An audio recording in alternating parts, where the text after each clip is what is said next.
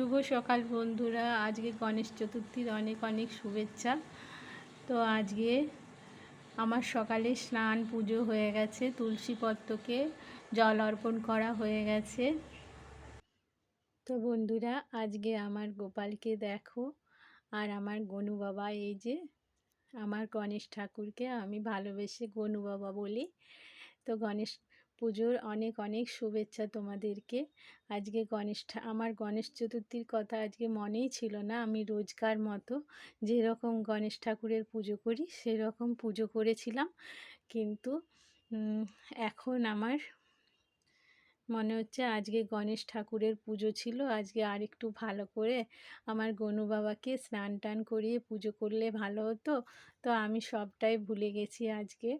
তো আমি আজকে জপ করছিলাম, জপ করতে করতে হঠাৎ দেখি গণেশ ঠাকুরের চরণ থেকে যে এই দুটো ফুল দেখতে পাচ্ছ, এই দুটো ফুল হঠাৎ করে দেখছি গণেশ ঠাকুরের চরণে নেই, এখানে চলে এসছে। কী জন্যে হলো আমি এখনও ব্যাপারটা বুঝতে পারছি না। গণেশ ঠাকুরের চরণটা পুরো ফাঁকা, আর গণেশ ঠাকুরের চরণের ফুল এখানে চলে এসছে। আমার একটু ভয় ভয় করলো, কিন্তু আমি জানি আমার গনু বাবা সব সময় আমার মঙ্গল করেন, আর আমি আমার গনু বাবাকে খুব ভালোবাসি। তো আমার গোপাল ঠাকুর আমাকে সব সময় রক্ষা করেন। তারপরে আমি কি করলাম জানো, সবার শেষে আমার গোপালের চরণের উৎসর্গ ফুল আমি গণেশ ঠাকুরের চরণে অর্পণ করলাম, কারণ গোপাল সন্তুষ্ট হলে সব দেবতা সন্তুষ্ট হয়। তাই আমি গণেশ ঠাকুরকে আবার ফুল দিয়ে সাজিয়ে দিলাম। তো আজকে আমার মস্ত ভুল হয়ে গেল যে আমার গণেশ ঠাকুরের উম, উম, গণেশ চতুর্থী আমার মনে ছিল না। তো আজকে দেখো, আমার গণেশ ঠাকুর লাড্ডু খেতে ভালোবাসে বলে, আমি তো জানি না আজকে গণেশ পুজো, তো আজকে প্রসাদের মধ্যে লাড্ডুই ছিল। আমার গণেশ ঠাকুরের সব ইচ্ছা। জয় গণেশ ঠাকুর, জয় গণেশ বাবা।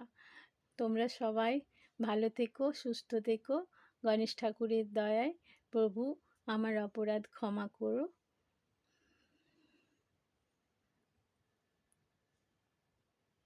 জয় গণেশ, জয় গণেশ, জয় গণেশ দেবা। মাতা জাকি পার্বতী, পিতা মহাদেবা। জয় গণেশ, জয় গণেশ, জয় গণেশ দেবা। মাতা জাকি पार्वती, पिता महादेवा। एक दंत दयावंत चार